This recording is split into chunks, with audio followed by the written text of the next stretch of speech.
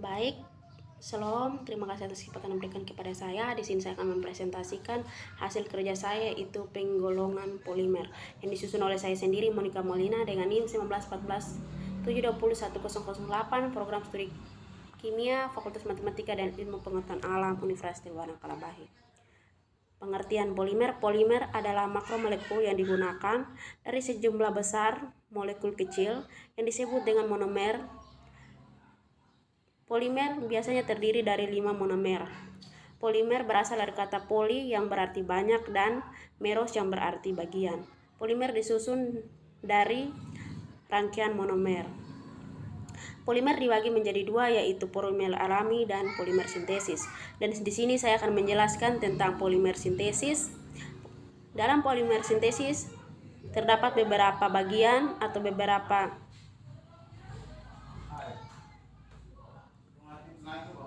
bagian yang di dalamnya, yaitu yang pertama itu polietana, monomernya itu etana, terdapat pada kantung kabel plastik. Yang kedua itu polipropena, monomernya itu propena, terdapat pada tali karung botol plastik. Yang ketiga itu PFC, monomernya itu vinil klorida, terdapat pada pipa paralon plastik lantai. Yang keempat itu polivinil alkohol yang terdapat pada vinil alkohol, terdapat pada bak air. Yang berikut itu teflon, monomernya itu tetrafolietana, terdapat pada wajan atau panci anti lengket. Yang kedua itu berikut itu dakron, monomernya itu metil tetratanal dan etil glikol yang terdapat pada pipa rekaman magnet, kain dan tekstil atau wool sintesis. Yang berikut itu nilon, monomernya itu asam adipat dan heksametilen diamin, terdapat pada tekstil.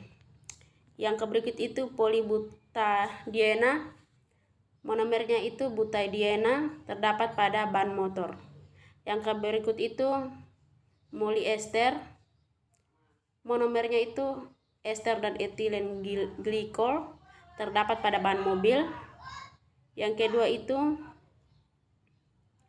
berikut itu melamin, terdapat pada piring dan gelas melamin. Yang berikut itu pengolahan polimer berdasarkan pembentukannya. Di dalamnya terdapat beberapa reaksi pembentukan dinamakan dengan polimerasi. Polimerasi adalah reaksi penggabungan dari molekul-molekul kecil.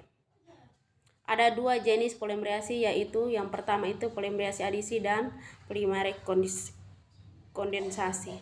Saya akan menjelaskan polimerasi adisi. Polimerasi adisi adalah reaksi pemecahan ikatan rangkap menjadi ikatan tunggal dengan senyawa yang terbentuk. Adapun beberapa contoh polimer adisi yang dapat dilihat pada tabel berikut. Yang pertama itu nama polimer polietilen.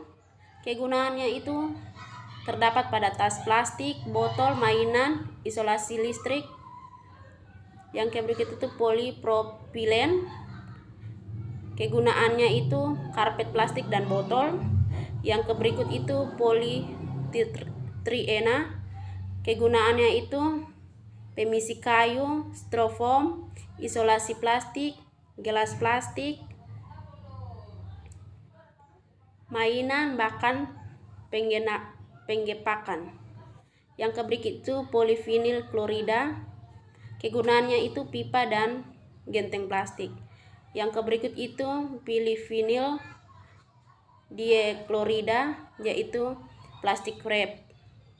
Yang berikut itu politetraetilena atau teflon. Kegunaannya itu alat masak, isolasi listrik, penutup kabel, wig atau rambut palsu, cat, dan benang. Yang berikut itu polivinil asetat, yaitu terdapat pada tekstil, gumes, dan cat. Yang berikut itu polimetil metalik terdapat pada bahan pembuatan gelas. Polimer kondensasi adalah merupakan reaksi gabungan gugus-gugus fungsi antara kedua monomernya. Artinya, polimerisasi kondensasi adalah reaksi pembentukan polimer dari monomer-monomer yang mempunyai fungsinya. Adapun beberapa bagian yang terdapat pada kondensasi. Yang pertama itu pembentukan nilon. Nilon merupakan suatu polimer yang ditemukan oleh Wilson pada tahun 1938.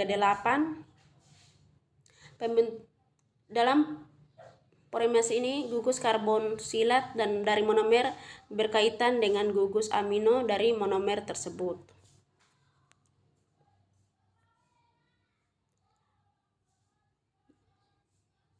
Penggolongan monomer berdasarkan jenis monomer. Yang pertama itu monopolimer. Monopolimer adalah polimer yang monomernya sejenis. Contohnya selulosa dan protein. Pada polimer adisi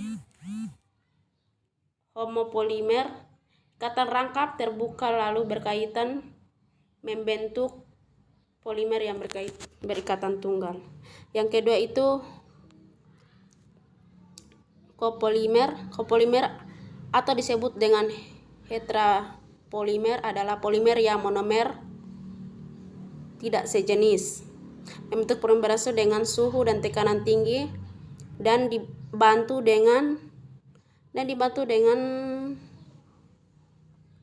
katalis. Namun tanpa katalis, struktur molekul yang terbentuk tidak beraturan. Yang berikut adalah penggolongan polimerisasi berdasarkan sifat terhadap panas. Yang pertama itu polimer termoplas. Polimer termoplas adalah polimer yang tidak tahan panas. Polimer tersebut apabila dipanaskan akan meleleh atau melunak dan dapat dilenturkan untuk mencetak kembali atau didaur ulang. Contohnya polietanil, polipropilen, dan PEC. Yang berikut itu politermositing. Polimer termositing adalah polimer yang tahan panas, yang sukar meleleh. Jika dipanaskan tidak akan meleleh atau sukar melunak dan sukar didaur ulang. Contohnya itu melamin dan baiklin. Polimer buatan. Polimer dalam kehidupan sehari kita pastikan bahwa menggunakan polimer buatan. Adapun beberapa contoh polimer buatan di sekitaran kita, contohnya karet sintesis serta serat sintesis dan obral plastik. Karet sintesis dengan semakin meningkat kebutuhan akan ban mobil dan motor, ahli-ahli kimia organik telah mengembangkan pembuatan karet sintesis mempercepat perolehan kebutuhan tersebut. Yang kedua itu serat sintesis. Kapas merupakan serat alam yang merupakan polimer dari karbohidrat atau selulosa, dan polimer dari protein atau wol dan sutra. Seperti halnya karet serta serat memiliki polimer sintesis yang yaitu nilon dan polyester atau drakor. Yang berikut itu orlon. Orlon merupakan polimer adisi dari monomer yang akrilitir. Polimer ini merupakan serat sintesis seperti wol, digunakan dalam tekstil sebagai campuran wol, karpet, dan kaos kaki. Yang berikut itu plastik. Plastik merupakan polimer sintesis yang paling populer karena banyak digunakan dalam kehidupan sehari-hari. Adapun kegunaan polimer, yang pertama itu plastik polietilen tereftalat atau PET. Plastik PET merupakan serat sintesis polyester atau drakon yang transparan dengan daya tahan yang kuat terhadap asam, kedap udara, fleksibel, dan tidak rapuh. Yang berikut itu plastik polietana atau polietilen atau PE. Terdapat dua jenis plastik PE yaitu Walls Destin Polyethylene atau LDPE dan Hing Desti Polyethylene atau HDP. Plastik LDPE banyak digunakan sebagai kantong plastik serta pembungkus makanan dan barang. Plastik HDPE banyak digunakan sebagai bahan dasar mainan anak-anak, pipa, tangki korek api gas, bahkan radio dan televisi serta print hitam. Yang berikut itu polyvinyl chloride atau PFC, plastik bersifat termoplastik dengan daya tahan yang kuat. Plastik ini juga bersifat tahan terhadap kedap, terhadap minyak dan bahan organik. Yang berikut itu plastik nilon. Plastik nilon mengandung polimer polimida. Proses pembentukannya seperti pembentukan protein. Yang berikut itu karet sintesis. Karet sintesis yang terkenal adanya stay butadiene Ruben atau SBR, sebuah polimer yang terbentuk dari reaksi polimer antara sintesis dan 1,3 butadiene karet. Karet sintesis ini banyak digunakan untuk membuat ban kendaraan karena kekuatan yang baik dan tidak mengembang apabila terkena minyak atau bensin. Yang berikut itu wol adalah serat alami dari protein hewani keratin yang tidak larut. Struktur protein wol yang lentur menghasilkan kain dengan mutu yang baik. Yang berikut itu kapas. Kapas merupakan serat alami dari bahan nabatik selulosa yang paling banyak digunakan. Hampir 50% pemakaian serat alami berasal dari kapas.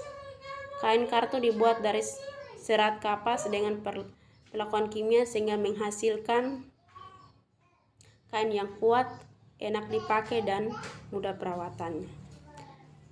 Sekian hasil presentasi saya. Terima kasih.